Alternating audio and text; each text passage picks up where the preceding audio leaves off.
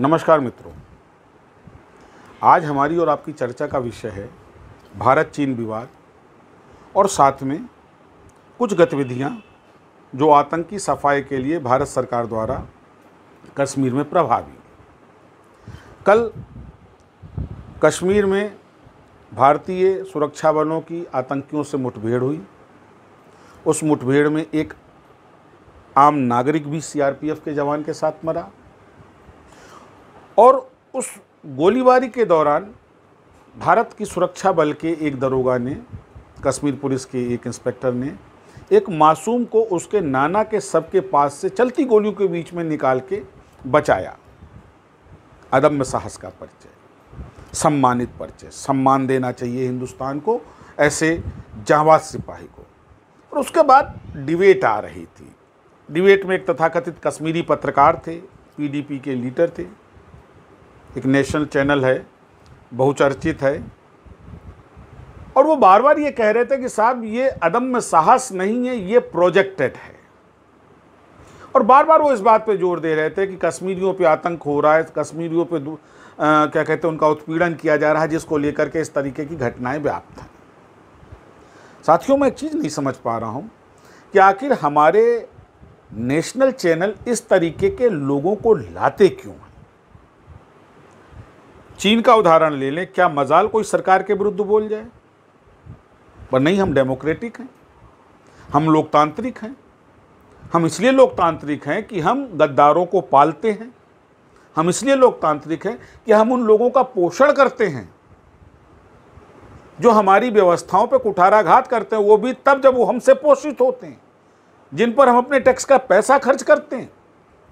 याद करिए, अब से 10 साल पूर्व का वो समय जब कश्मीरी अलगाववादी आते थे, दिल्ली वो मेहमान के रूप में बुलाए जाते थे, पाकिस्तानी कौंसलेट से उनकी मुलाकातें होती थी, पाकिस्तानी डेलीगेशंस उनसे मिलने कश्मीर जाते थे और हम उनको पोषित करते थे, उन अलगाववादियों को पोषित करते थे, ये कह करके कि वार्ता से हम मामले को निपटाना चाहते हैं।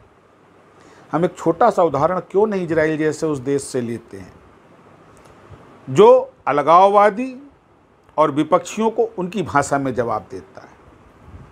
राजनीति इस स्तर पे नहीं होनी चाहिए, जो मेरी सोच है। निसंदेह वार्ता का क्रम अनवरत रहना चाहिए, जारी रहना चाहिए, लेकिन राजनीति का ये स्तर नहीं होना चाहिए कि हम अपने विरोधियों को पालें। परंतु हिंदुस्तान में ऐसा होता है। आवश्यकता है राष्ट्रीय मीडिया को इस बात की सोच की कि हम अपने चैनल, अपने लाइव डिबेट्स, अपने डिस्कशंस में ऐसे लोगों का बहिष्कार करें जो देश विरोधी भाव को देश में प्रचारित करें। आपको याद है, और ना हो तो मैं स्मरण करा दूं, कि राहुल गांधी के कई ट्वीट पाकिस्तान द्वारा संयुक्त राष्ट्र में कोट किए गए थे। क्या ये विपक्ष होता है? क्या विपक्ष का यही फर्ज बनता है कि वो ऐसी टीका टिप्पणी करे जिसका फायदा हमारे दुश्मन देश उठाएं? बहुत गंभीर विषय है। राजनीति करनी चाहिए, विपक्ष को सकारात्मक सशक्त राजनीति करनी चाहिए, मुद्दों का सशक्त विरोध करना चाहिए, पर ऐसा बयान नहीं देना चाहिए जो देश या सरकार के विरुद्ध दुश्मन देशों द्वारा उपयोग में लाया जाए। अगर ऐसी राजनीति हिंदुस्तान में चल रही है तो अब समय आ गया है ऐसी राजनीति को नकारने का। मैं अपने चैनल के माध्यम से आप सबसे ये गुजारिश करूंगा कि आप लोग इस बात को उठाएं कि नेशनल मीडिया में ऐसे लोगों का आना प्रतिबंधित किया जाए जो देश विरोधी बात देश के ही मीडिया चैनल पर बैठ के करते हैं। क्यों? ये देश के लिए ज़्यादा घातक हैं।